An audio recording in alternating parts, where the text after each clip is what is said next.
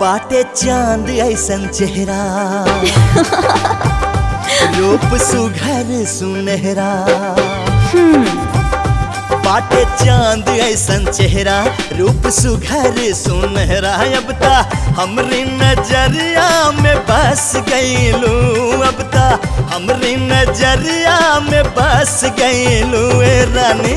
सीधे कर जुआ में धस गईलू ए रानी, सीधे कर जुआ में धस गईलू।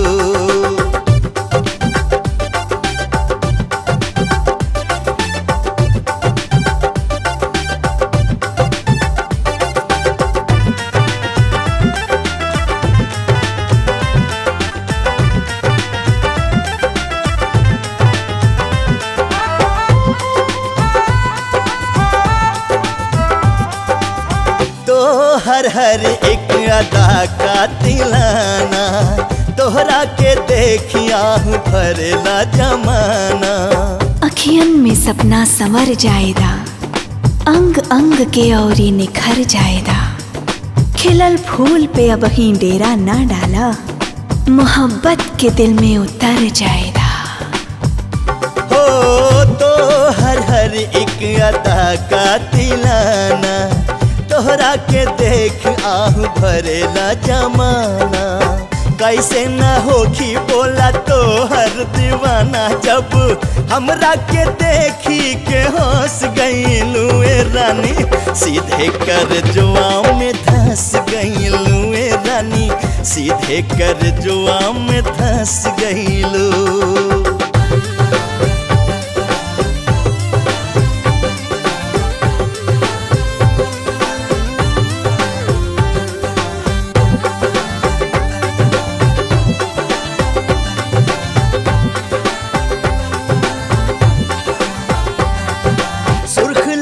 ओठ तोहर लागे गुलाब हो, तोहरा आगे फीका शराब हो।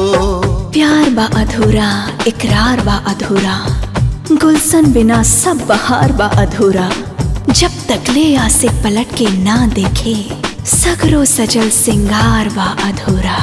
हो सुर्ख लाल ओठ तोहर लागे गुलाब हो, तोहरा आगे फीका शराब हो।